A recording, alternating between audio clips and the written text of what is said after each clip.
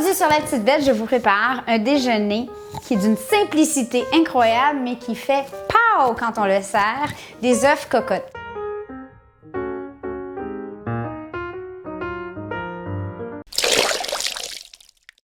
La minute d'humilité cette semaine est que, en fait, je vous avais préparé une superbe recette de rosti que j'ai dû faire au camping avec le mauvais poêlon, dans les mauvaises conditions. Ce qui devait arriver, arriva. Fuck! Complètement brûlé! Merde! Alors, sur ce, je vous montre mon petit déjeuner bluffant préféré, des œufs cocottes, qui sont vraiment simples et presque impossibles à manquer. Presque impossible, mais il faut quand même porter attention. Alors, pour 2 personnes, c'est parfait pour un petit déjeuner romantique. Messieurs, mesdames, si vous voulez impressionner monsieur et madame le lendemain matin, c'est une bonne façon de le faire. Alors, on va casser notre œuf dans un ramequin en faisant bien gaffe de ne pas briser le jaune. Ça, c'est la partie la plus importante du processus.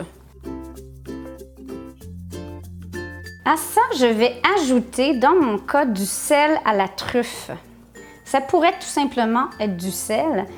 Je sais qu'il y en a parmi vous qui ne sont plus capables de sentir l'odeur de la truffe parce qu'elle a été abusée dans diverses huiles de mauvaise qualité au fil des années, ce qui n'est pas mon cas. Je trouve que la truffe et l'œuf, surtout le jaune d'œuf coulant, ça fait un mariage des plus sensuels et délicieux. Vous pourriez évidemment utiliser aussi de l'huile de truffe. À ça, on va ajouter quelques tourniquets de poivre du moulin. Une petite cuillerée de crème fraîche. Crème fraîche qui se trouve à être en fait un équivalent entre la crème épaisse régulière et la crème sûre.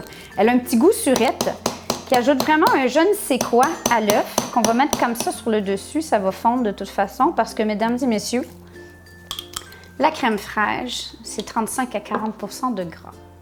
Même chose sur le deuxième œuf. Voilà. Et je vais recouvrir ensuite d'un tout petit peu de gruyère râpée, qui est optionnel. En fait, à ce stade-ci, vous pourriez le servir comme ça. Ce qui est ultimement cochon, ça serait de mettre un petit morceau de foie gras sur le dessus. Mais bon, c'est pas Noël, hein? C'est l'été, alors on va y aller avec du gruyère, tout simplement. Petits ramequins vont ensuite dans un bain-marie qui, en fait, ici, j'ai environ 1 pouce d'eau chaude. Important d'avoir de l'eau déjà chaude dans une plaque à cuisson ou un chaudron comme ça qui va au four. 10 minutes, le blanc va commencer à saisir. À 15 minutes environ, le jaune aussi, et à 20 minutes, le tout va être complètement pris. Donc là, c'est vraiment selon le goût de chacun. Moi, j'aime un jaune coulant, mais un blanc pas coulant. Donc, à partir de 10 minutes, on va commencer à porter attention. Ça dépend aussi, évidemment, de la grosseur de vos œufs. En attendant, je coupe des petits morceaux de pain pour faire trempette. Et voilà, ce sera prêt pour le petit déjeuner.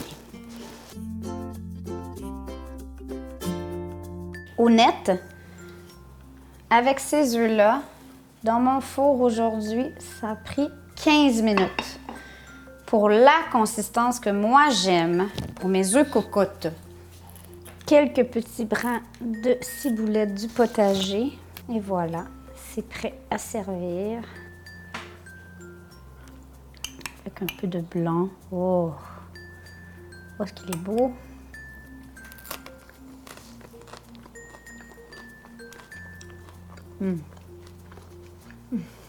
C'est très bon. Alors sur ce, bon petit matin, bonne journée, on vous aime, à la semaine prochaine. Ciao!